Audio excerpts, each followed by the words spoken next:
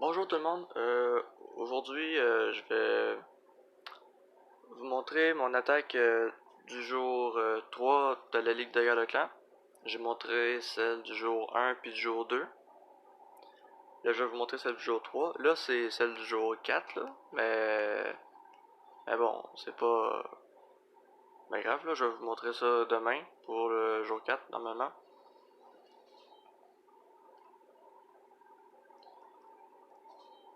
Puis ici on peut constater que Raphaël a fait un 100%. En tout cas, on va vous montrer mon attaque du jour 3. J'ai attaqué mon vis-à-vis.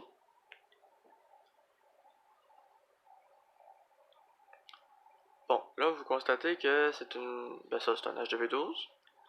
Il y a des défenses du niveau d'HDV11. Sauf la tour de l'enfer qui est ici, puis l'Archix. Puis la tour de l'enfer qui est ici. Puis l'aigle avec les deux Archix. Je sais pas s'il y a d'autres choses.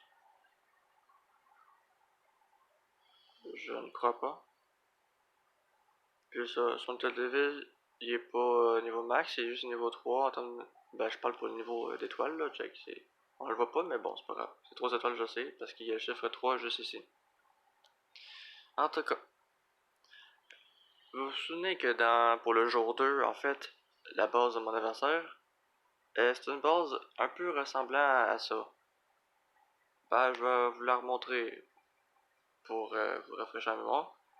Puis en même temps, ça va me rafraîchir ma mémoire parce que il me semble qu'il y avait une base comme ça. Il me semble. C'est juste ici, ouais. Je vais juste aller voir. Bon, c'est pas tout à fait pareil, mais c'est le même principe. Et vous vous souvenez que j'avais attaqué euh, je sais même plus. Oui, j'avais attaqué par en bas, du côté du château de là. Et j'aurais dû attaquer, mettons, plus par en haut. Et ben, j'ai appris de mon erreur parce que pour le jour 3, ben, je vais vous laisser deviner euh, de quel côté, en fait, que ben, j'ai attaqué. J'ai certainement pas attaqué du côté du château de clan. Hein? J'ai pas attaqué par en bas. Anyway, j'y vois pas trop d'intérêt. J'ai pas attaqué par à gauche. Pourquoi j'ai pas attaqué par à gauche? Ben, comme je vous dis, ben, c'est parce qu'il y a le château de clan. Ouais, j'aurais pu attaquer par gauche, mais ça aurait fucké mon affaire pour mon funnel, c'est ça le problème. Donc je me suis dit. Parce que regarde, vous voyez là, le château de clan, là, je peux le sortir n'importe quand. En mettant un petit chauffe-eau sur le cochon sur le canon ici, là, je peux le sortir n'importe quand. Fac, ben j'ai fait un petit funnel par en haut, là, puis par le côté pour faire entrer ma reine. Sur la TDE mono, en fait. Si ça avait été multi, vous avez des sapeurs ordinaires, ben vous mettez un seul sapeur pour commencer pour déminer, s'il n'y a pas de bombe. S'il n'y a pas de bombe, il va falloir que vous soyez rapide parce qu'il va falloir geler la TDE multi et envoyer vos petits sapeurs ordinaires. Mais bon, moi j'ai super sapeur, fait que ça on s'en fout. Puis là, quand vous devez choisir si vous voulez mettre, mettons, par ici, qu'est-ce qui est mieux, de mettre le roi ou mettre un bébé dragon? Ben, moi, je sais pas, moi, j'ai un truc, mettons, attends, je sais même pas si j'ai un truc vraiment pour...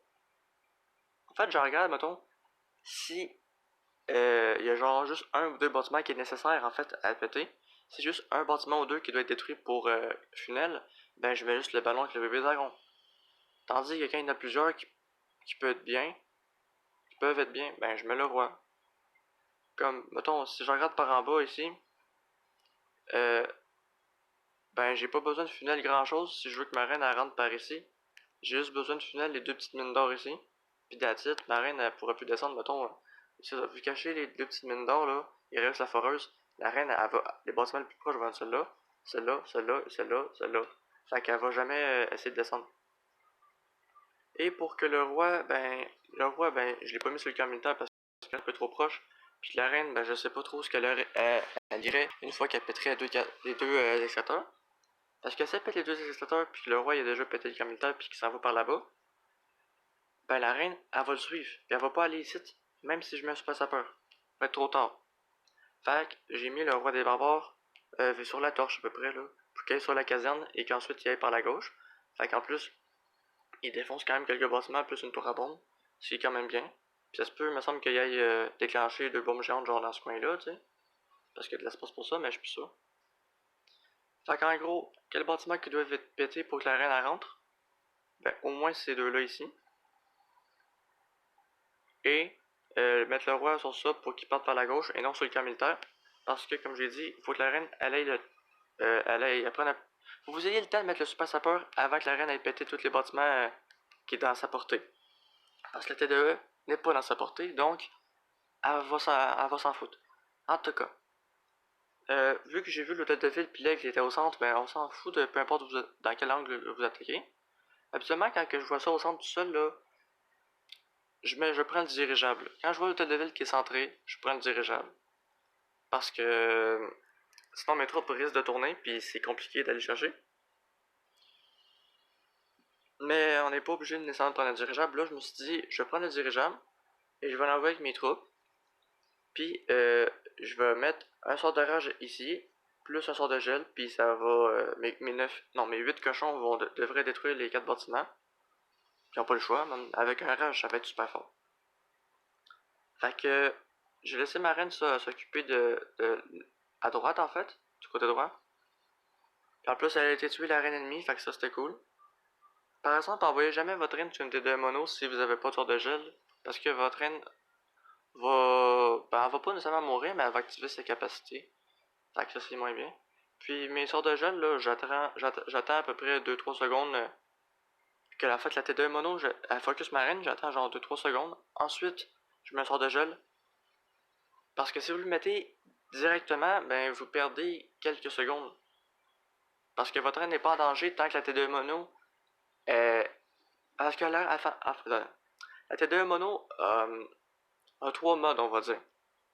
Son premier rayon au début, quand elle commence, il est petit, fait qu'elle fait pas beaucoup de dégâts. À un moment donné, son rayon devient moyen, fait qu'elle commence à faire un peu plus de dégâts. Puis quand il est rendu très gros, ben là, votre reine est vraiment en danger.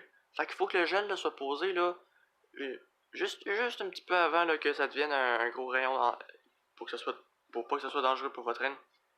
Puis ça va être parfait. Fait que, puis ça, j'attaquais avec mes troupes là, j'attaquais ça par en haut. En envoyant mon dirigeable par en haut avec mes troupes. J'ai pas nécessairement regardé par où pointer les propulseurs parce que je m'en foutais un peu. Mais bon, checkez ça.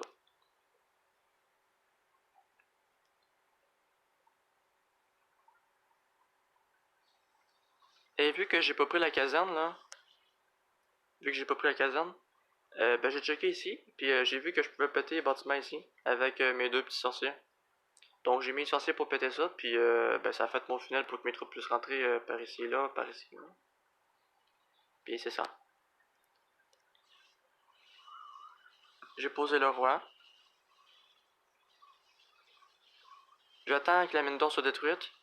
Ensuite, je vais poser ma reine. Le trou il est fait, je pose ma reine. J'attends, pour mettre mes guérisseuses, là, je vais attendre que ma reine prenne des dégâts. Ce que je n'avais pas fait pour le jour 2. J'attends, je les pose. Parce qu'elle prend des dégâts. Regarde, vous voyez, la tête de mono, pas besoin de mettre un gel. Bon, je l'ai mis un petit peu. Ouais, j'étais pas obligé de mettre un gel. Mais bon. Vaut mieux en mettre un que pas en mettre un. C'est ça. J'ai mis un cochon en bas pour sortir le renfort. Comme j'ai dit, ici je mets un rage, c'est pas obligatoire, mais c'est juste parce que ben j'en mets un pour en mettre un. Il me semble que j'ai mis mes sorciers, non j'ai pas quand même mis mes sorciers. Je vais dézoomer un peu pour qu'on puisse tout voir. La reine s'occupe du renfort, donc je mets mes sorciers en haut pour faire le petit final. Puis là, je vais bientôt envoyer mes troupes normalement. Ouais, j'envoie mes mineurs. J'envoie le grand gardien, j'attends un petit peu, j'envoie les cochons. Puis là, je mets un rage pour la reine normalement. Non. Oui. Ensuite, je mets mon dirigeable. Ouais, parce que il faut que j'aille un œil sur ma reine puis sur mes affaires. J'active la capacité maintenant, plus ça protège mes troupes parce qu'il y avait une double bombe géante, il me semble. Puis là, j'ai pas mis de rage, me semble au centre, peut-être que oui, je suis pas sûr. Non, oui. Oui, je n'ai mis un. Mais c'était pas obligatoire, je n'ai mis un juste parce que, ben, j'avais un rage à mettre. Euh, fait que c'est ça, tu sais, ça... Le final était bien fait en haut. Puis la reine, ben, elle a été chercher l'aigle, ce que j'avais pas prévu, mais bon, tant mieux pour moi. Puis là, ben, je mets mon sort de soin juste ici. Comme là, ça aurait été pratique si, mettons, j'avais eu d'autres troupes de clean, comme ça j'aurais pu clean les bâtiments ici. Mais bon, c'est pas grave, tu sais, ça passait large. Normal, ça passe large, il y a des défenses de GV11. Mais c'est ça. Je vous conseille toujours de prendre une caserne, mais pas toujours. Moi, je prends une dirigeable juste quand l'hôtel de ville, mettons, il est tout seul, au centre. Comme ça, je sais que le dirigeable, ben, mes cochons qui sont à l'intérieur vont s'occuper de ça. Mais il faut toujours que vous ayez un funnel à faire pour vos troupes, pour vos mineurs cochons.